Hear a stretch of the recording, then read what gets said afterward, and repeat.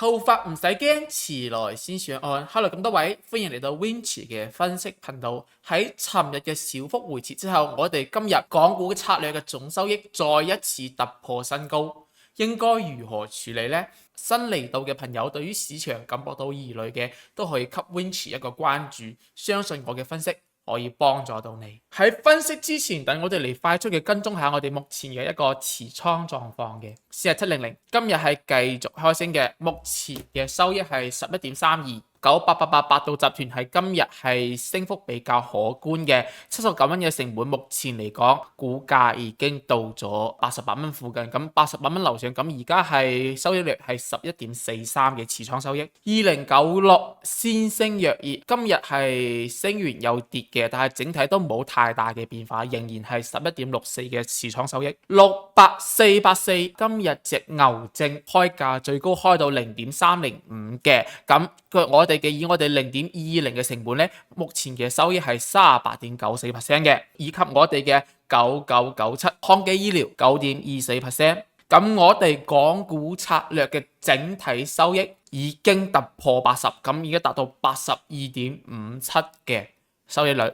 咁應該點處理啊？首先係68484呢一隻牛，我哋要注意要落袋止盈啦，因為我之前嘅策略係咪同大家講過啊？我哋嘅牛證幾時走貨？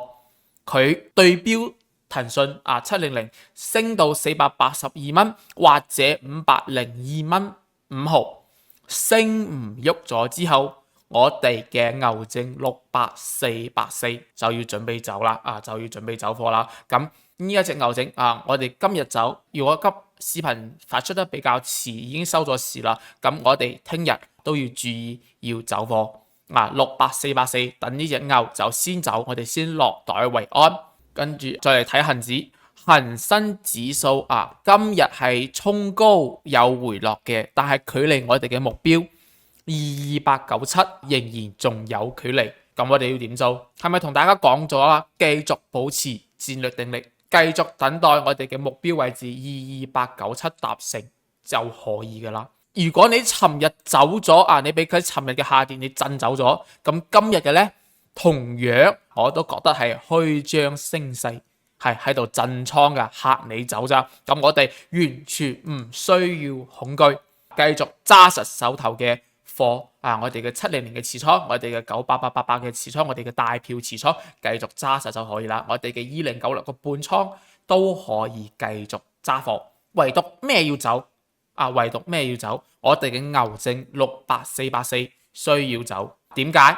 唔係我哋唔睇高一線我哋仍然對行情係睇好嘅。但係因為牛證佢係點樣？佢有槓桿噶嘛。佢如果回，我哋嘅利潤會大幅回吐，而且我哋做牛嘅目標係咪已經達成啦？482蚊700嘅482係咪已經達成482樓上今日已經達成啦。咁我哋達成目標，我哋按照我哋嘅策略去執行就可以噶啦。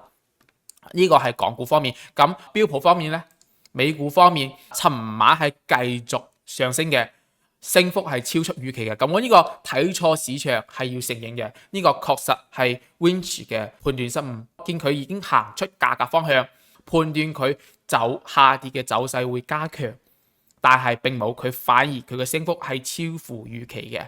但係咧，佢整體嘅方向仍然未改變仍然未改變。咁我哋逢高開 put 嘅策略仍然係可以執行嘅。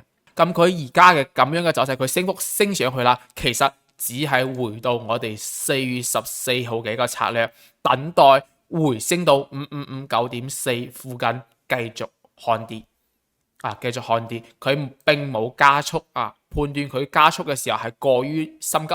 但係我哋仲係要關注佢係5559.4呢個附近，佢仍然仲係睇跌嘅。將呢條藍線略微調整翻，我哋14號嘅策略就係咁樣14號嘅策略仍然係5559.4呢個關鍵壓力位附近繼續睇跌標普睇跌美股。咁我哋逢高開沽仍然係美股交易嘅一個方向嘅注意，佢只係回升得超出預期，咁佢唔代表佢已經轉向，佢已經轉成多頭趨勢啦，代唔代表？唔代表佢已經轉成多頭趨勢啦。睇錯係正常嘅，冇可能百分百準嘅，冇可能百分百準嘅。我哋需要嚴格嘅限制我哋嘅入場時機。咁呢個係美股方面。咁有人問啦，Winchy，咁恒指你持倉啦，咁有冇其他機會？有冇其他機會？港股方面係咪冇其他機會啊？其實係有嘅。我哋不妨跳出股票嘅限制，我哋可以去睇咩啊？睇其他嘅大類資產大類資產咩啊？比如話我哋嘅 crypto， 我哋加密貨幣，我哋嘅以太坊，以太佢已經跌到咩水位啦？以太坊已經跌到咗2023年嘅一個水位啦，已經到咗一個相對嘅價格洼地。咁我哋點去把握？我哋可以利用港股市場嘅 ETF， 比如話3068、FA 南方以太幣，以及我哋嘅3046華夏以太幣。我哋利用呢兩隻 ETF 去把握以太坊加密貨幣可能存在嘅大幅嘅反彈嘅行情。你有人話可唔可以去參與以太坊嘅本身呢？咁我嘅策略主要係面對嘅大多數投資者，對於一種大波幅嘅交易品種其實係冇辦法好好咁把握風險嘅，冇辦法好好把握風險，所以我哋可以利用 ETF。所以3046以及3068，大家可以小幅咁參與。咁注意入面，因為佢嘅流動性嘅原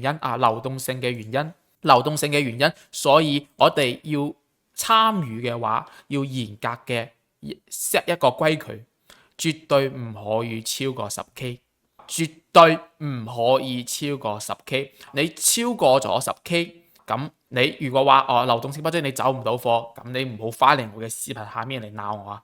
我哋參與佢係為咗唔錯過以太嘅行情，我哋可以贏一少少贏幾碗豬腳花，贏啲零用錢係冇問題嘅。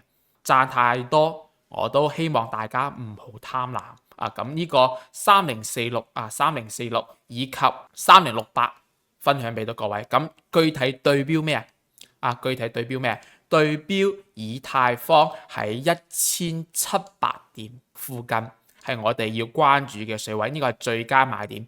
我哋唔使睇嗰個 ETF 正股嘅價錢，我哋只要關注咩啊？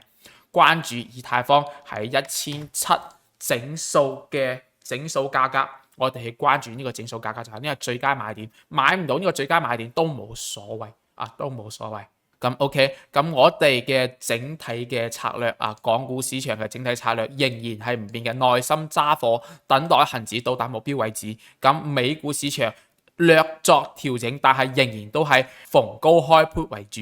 咁整體嘅一個交易策略我就擺喺右邊啦，大家可以關注今日整體策略嘅一個調整。今日嘅內容就講住咁多先啦，多謝大家嘅支持，記住撳個追蹤，你嘅支持係我持續出片嘅動力。我哋下期再見，拜拜。